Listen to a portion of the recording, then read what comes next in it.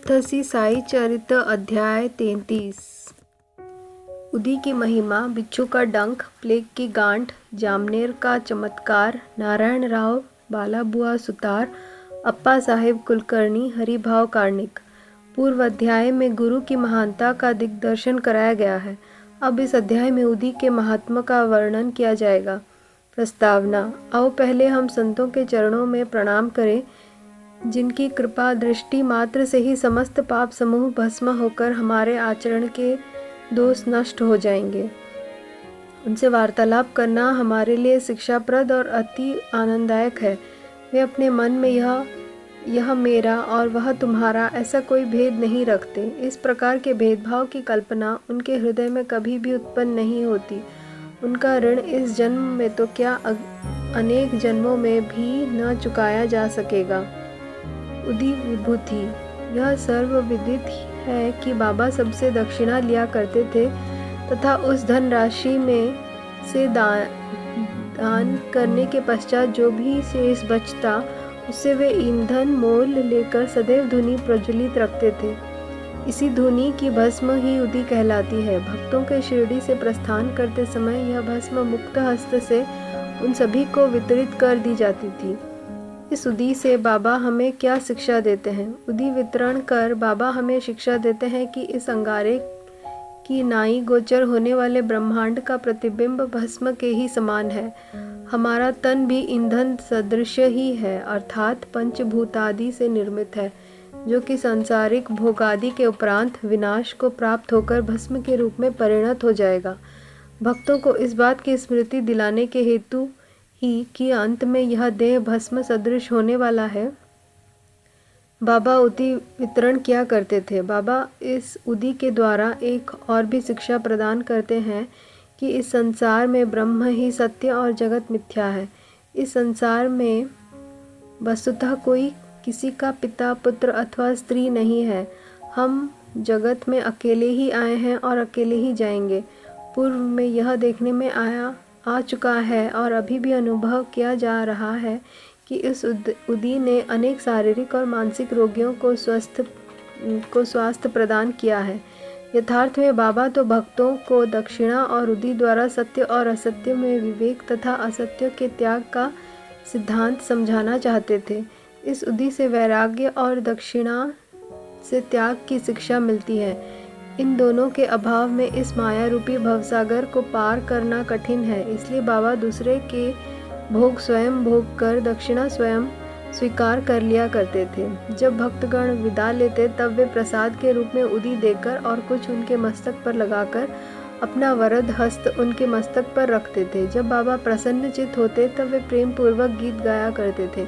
ऐसा ही एक भजन उदी के संबंध में भी है। भजन के बोल हैं, रमते राम आओ जी, उदिया की गोनियाँ लाओ जी। यह बाबा शुद्ध और मधुर स्वर में गाते थे।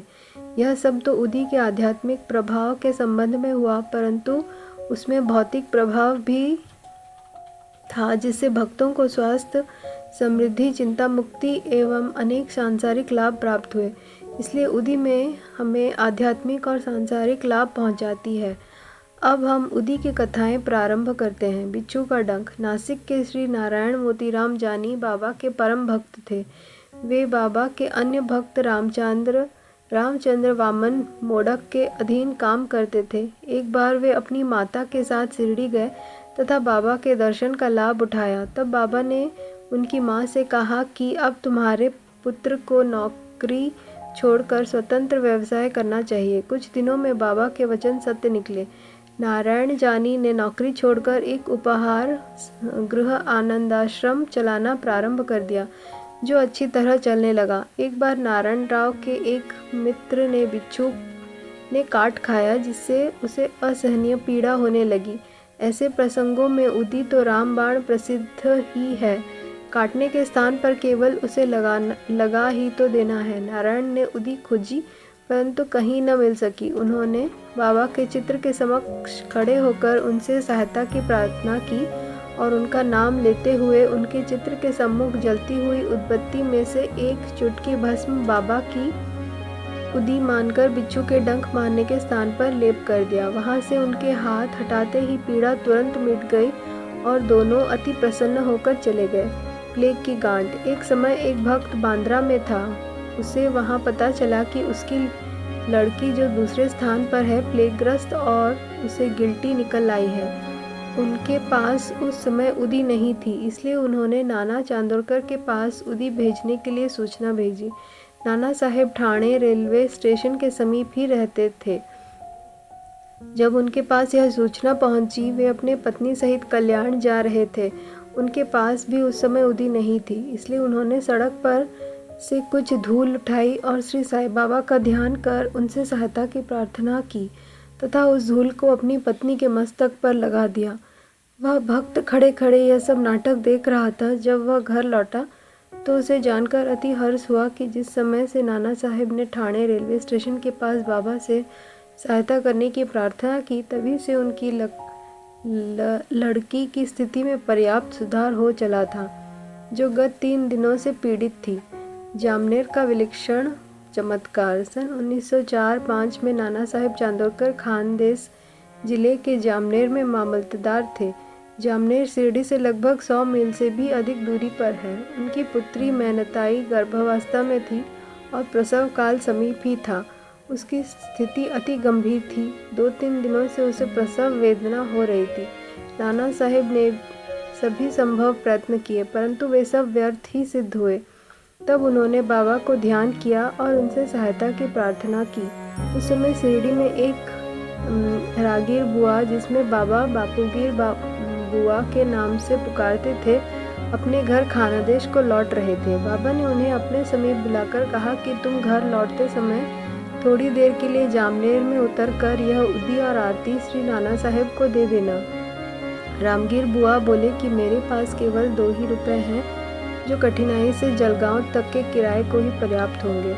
फिर ऐसी स्थिति में जलगांव से और 30 मील आगे जाना मुझे संभव होगा? बाबा ने उत्तर दिया कि चिंता की कोई बात नहीं, तुम्हारी सब व्यवस्था हो जाएगी। तब बाबा ने श्यामा से माधव अडकर द्वारा रचित प्रसिद्ध आरती की प्रतिलिपि कराई और उदी के साथ नाना साहेब के पास भेज दी। बाबा के वचनों पर विश्वास कर रामगीर बुआ ने शिरडी से प्रस्थान कर दिया और 2:45 बजे रात्रि को जलगांव पहुंचे। इस समय उनके पास केवल 2 आने ही शेष थे, जिससे वे बड़ी दुविधा में थे। इतने में ही एक आवाज़ उनके कानों में पड़ी कि शिरडी से आए हुए बापूगीर बुआ कौन है।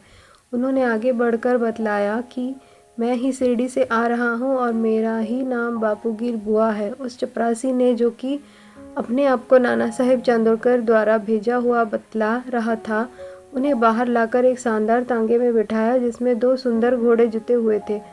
अब वे दोनों रवाना हो गए। तांगा बहुत वेग से चल रहा था। प्रातःकाल वे एक नाले के समीप पहुंचे, जहां तांगे वाले ने तांगा रोककर घोड़ों को पानी पिलाया। इसी बीच चपरासी ने रामगीर बुआ से थोड़ा सा नाश्ता करने को कहा। उसकी दाढ़ी, मूछें तथा अन्य वेशभूषा से उसे मुसलमान समझकर उन्होंने जलपान करना अस्वीकार कर दिया। तब उस चपरासी ने कहा कि मैं गढ़वाल का एक क्षत्रिय वंशी हिंदू हूँ। यह सब नाश्ता नाना साहेब ने आपके लिए ही भेजा है तथा इसमें आपको कोई आपत्ति और संदेह नहीं करना चाहिए। तब वे दोनों जलपान कर पुनः रवाना हुए और सूर्योदय काल में जामनेर पहुंच गए। रामगीर बुआ लघु शंका को गए और थोड़ी देर में जब वे लौटकर आए तो क्या देखते हैं कि वहां पर ना तो तांगा था और ना तांगे वाला और ना ही तांगे के घोड़े। उनके मुख से एक शब्द भी ना निकल रहा था। वे समीप के कचहरी में पूछताछ करने गए और वहां उन्हें बतलाया कि इस समय मामलतदार घर पर ही है। वे नाना साहेब के घर गए और उन्हें बतलाया कि मैं शिरडी से बाबा की आरती और उदी लेकर आ रहा हूँ। उस समय मेहनताई की स्थिति बहुत ही गंभीर थी और सभी को उसके लिए बड़ी चिंता थी। नाना साहेब ने अपनी पत्नी को बुलाकर उदी को जल में मिलाकर अपनी लड़की को पिला देने और आरती करने को कहा। उन्होंने सोचा कि बाबा की सहायता बड़ी सामयिक है। थोड़ी देर में ही समाचार प्राप्त हुआ कि प्रसव कुशलतापूर्वक होकर समस्त पीड़ा दूर हो गई है। जब रामगीर बुआ ने नाना साहेब को चपरासी, तांगा तथा जलपान आदि रेलवे स्टेशन पर भेजने के लिए धन्यवाद दिया तो नाना साहेब को यह सुनकर महान आश्चर्य हुआ और वे कहने लगे कि मैंने न तो कोई तांगा या चपरासी ही भेजा था और न ही मुझे शिरडी से आपके पधारने की कोई पूर्व सूचना ही थी। ठाणे के सेवानिवृत्त श्री बीवी देव ने नाना साहेब चांदोरकर के पुत्र बापू साहेब चांदोरकर और शिरडी के रामगीर बुआ से इस संबंध में बड़ी पूछताछ की और फिर संतुष्ट होकर श्री साई लीला पत्रिका भाग 13 नंबर 11, 12, 13 में गद्य और पद्य में एक सुंदर रचना प्रकाशित की। भाई श्री बीवी नरसिंह स्वामी ने भी मेहनताई भाग 5 पृष्ठ 14, बापू साहेब चांदोरकर भाग 20 पृष्ठ 50 और रामगीर बुआ भाग 27 पृष्ठ 83 के कथन लिए हैं, जो कि क्रमशः 1 जून 1936, 16 सितंबर 1936 और दिसंबर 1936 के छपे हैं और ये सब उन्होंने अपनी पुस्तक भक्तों के अनुभव भाग 3 में प्रकाशित किए हैं। निम्नलिखित प्रसंग रामगीर बुआ के कथन अनुसार उद्धृत किया जाता है।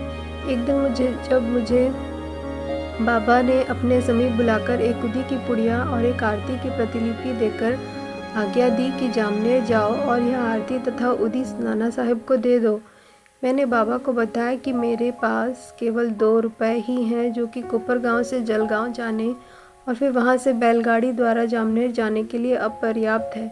बाबा ने कहा, अल्लाह देगा। शुक्रवार का दिन था। मैं शीघ्र ही रवाना हो गया।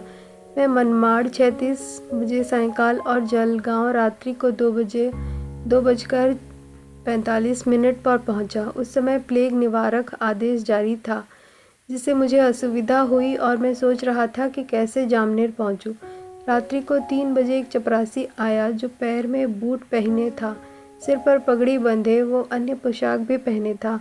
उसने मुझे तांगे में बिठा लिया और तांगा चल पड़ा। मैं उस समय भयभीत सा हो रहा था। मार्ग में भगूर के समीप मैंने जलपान किया।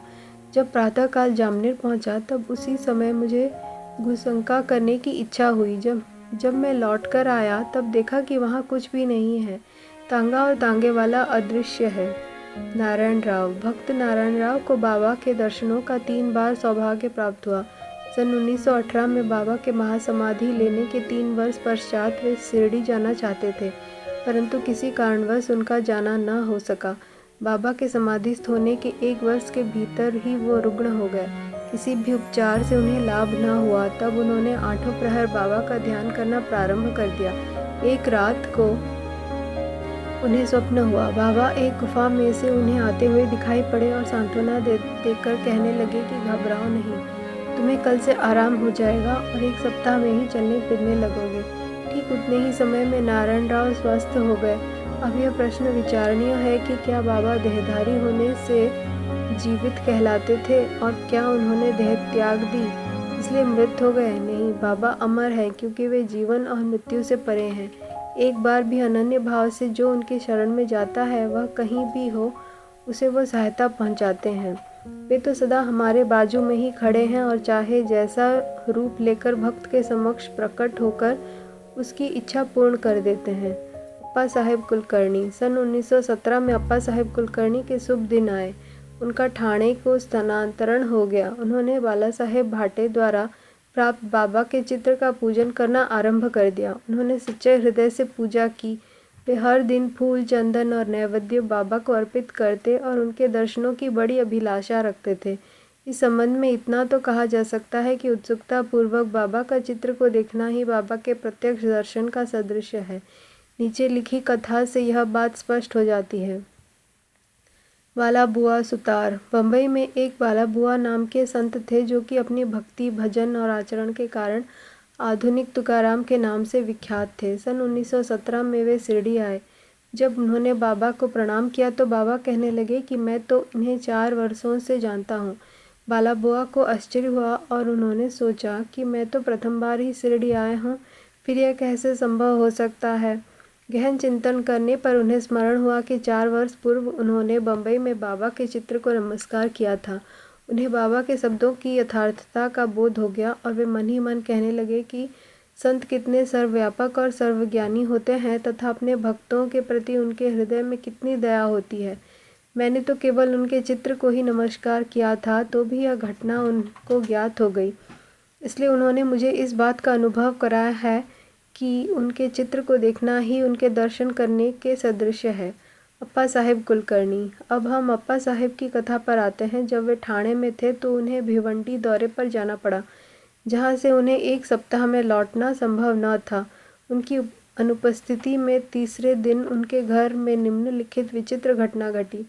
दोपहर के समय अप्पा साहेब के गृह पर एक फ़कीर आया, जिसकी आकृति बाबा के चित्र से ही मिलती जुलती थी। श्रीमती कुलकर्णी तथा उनके बच्चों ने उनसे पूछा कि आप शिरडी के श्री साईं बाबा तो नहीं हैं?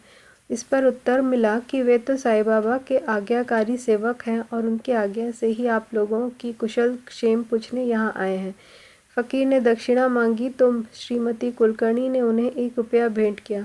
तब फ़कीर ने उन्हें उदी की एक पुड़िया देते हुए कहा कि इसे अपने पूजन में चित्र के साथ रखो। इतना कहकर वे वहाँ से चला गया। अब बाबा की अद्भुत लीला सुनिए। भिवंडी में अप्पा साहेब का घोड़ा बीमार हो गया, जिससे वे दौरे पर आगे न जा सके। तब उसी शाम को वे घर लौट आए। घर आने पर उन्हें पत्नी के द्वारा फ़कीर के आगमन का समाचार प्राप्त हुआ। उन्हें मन में थोड़ी अशांति सी हुई कि मैं फ़कीर के दर्शनों से वंचित रह गया, तथा पत्नी द्वारा केवल 1 रुपया दक्षिणा देना उन्हें अच्छा न लगा। वे कहने लगे कि यदि मैं उपस्थित होता तो 10 रुपये से कम कभी न देता। तब वे फिर भूखे ही फ़कीर की खोज में निकल पड़े। उन्होंने मस्जिद एवं अन्य कई स्थानों पर खोज की, परंतु उनकी खोज व्यर्थ ही सिद्ध हुई। पाठक अध्याय 32 में कहे गए बाबा के वचनों का स्मरण करें कि भूखे पेट ईश्वर की खोज नहीं करनी चाहिए। अप्पा साहेब को शिक्षा मिल गई। वे भोजन के उपरांत जब अपने मित्र श्री चित्रे के साथ घूमने को निकले, तब थोड़ी ही दूर जाने पर उन्हें सामने से एक फ़कीर द्रुत गति से आता हुआ दिखाई पड़ा। अप्पा साहेब ने सोचा कि यह तो वही फ़कीर प्रतीत होता है जो मेरे घर पर आया था, तथा उसकी आकृति भी बाबा के चित्र के अनुरूप ही है। फ़कीर ने तुरंत ही हाथ बढ़ाकर दक्षिणा मांगी। अप्पा साहेब ने उन्हें 1 रुपया दे दिया। तब वह और मांगने लगा। अब अप्पा साहेब ने 2 रुपये दिए, तब भी उसे संतोष न हुआ। उन्होंने अपने मित्र चित्रे से 3 रुपये उधार लेकर दिए, फिर भी वह मांगता ही रहा। तब अप्पा साहेब ने उसे घर चलने को कहा। सब लोग घर पर आए और अप्पा साहेब ने उन्हें 3 रुपये और दिए, अर्थात कुल 9 रुपये। फिर भी वह असंतुष्ट प्रतीत होता था और मांगे ही जा रहा था। तब अप्पा साहेब ने कहा कि मेरे पास तो 10 रुपये का नोट है। तब फ़कीर ने नोट ले लिया और 9 रुपये लौटाकर चला गया। अप्पा साहेब ने 10 रुपये देने को कहा था, इसलिए उनसे 10 रुपये ले लिए और बाबा द्वारा स्पर्शित 9 रुपये उन्हें वापस मिल गए। अंक 9 रुपये अर्थपूर्ण है तथा नवविद्या भक्ति की ओर इंगित करते हैं। देखो अध्याय 21। यहाँ ध्यान दें कि लक्ष्मीबाई को भी उन्होंने अंत समय में 9 रुपये ही दिए थे। उदी की पुड़िया खोलने पर अप्पा साहेब ने देखा कि उसमें फूल के पत्ते और अक्षत है। जब वे कालांत में शिरडी गए तो उन्हें बाबा ने अपना एक केश भी दिया। उन्होंने उदी और केश को एक ताबीज में रखा और उसे वे सदैव हाथ पर बांधते थे। अब अप्पा साहेब को उदी की शक्ति विदित हो चुकी थी। वे कुशाग्र बुद्धि के थे। प्रथम उन्हें 40 रुपये मासिक मिलते थे, परंतु बाबा की उदी और चित्र प्राप्त होने के पश्चात उनका वेतन कई गुना हो गया तथा उन्हें मान और यश भी मिला। इन अस्थायी आकर्षणों के अतिरिक्त उनकी आध्यात्मिक प्रगति भी शीघ्रता से होने लगी। इसलिए सौभाग्यवश उनके पास उदी है। उन्हें स्नान करने के पश्चात मस्तक पर धारण करना चाहिए और कुछ जल में मिलाकर वह तीर्थ की नाई ग्रहण करना चाहिए। हरिभाव कर्णिक। सन 1917 में गुरु पूर्णिमा के शुभ दिन डहाणू जिला ठाणे के हरिभाव कर्णिक शिरडी आए तथा उन्होंने बाबा का यथाविधि पूजन किया। उन्होंने वस्तुएं और दक्षिणा आदि भेंट कर सामा के द्वारा बाबा से घर लौटने की आज्ञा प्राप्त की। वे मस्जिद की सीढ़ियों पर उतरे ही थे कि उन्हें विचार आया कि 1 रुपया और बाबा को अर्पण करना चाहिए। वे श्यामा को संकेत से यह सूचना देना चाहते थे कि बाबा से जाने की आज्ञा प्राप्त हो चुकी है, इसलिए मैं लौटना नहीं चाहता, परंतु श्यामा का ध्यान उनकी ओर नहीं गया, इसलिए वे घर को चल पड़े। मार्ग में वे नासिक के मुख्य द्वार के भीतर बैठा करते थे। भक्तों को वहीं छोड़कर हरिभाव के पास आए और उनका हाथ पकड़कर कहने लगे कि मुझे मेरा रुपया दे दो। कर्णिक को बड़ा आश्चर्य हुआ और उन्होंने सहर्ष रुपया दे दिया। उन्हें विचार आया कि मैंने बाबा को रुपया देने का मन में संकल्प किया था और बाबा ने यह रुपया नासिक के नरसिंह महाराज के द्वारा ले लिया। इस कथा से सिद्ध होता है कि संत अभिन्न हैं तथा वे किसी न किसी रूप में एक साथ ही कार्य किया करते हैं। श्री सद्गुरु साईनाथार्पणमस्तु। शुभम भवतु। ओम साई राम।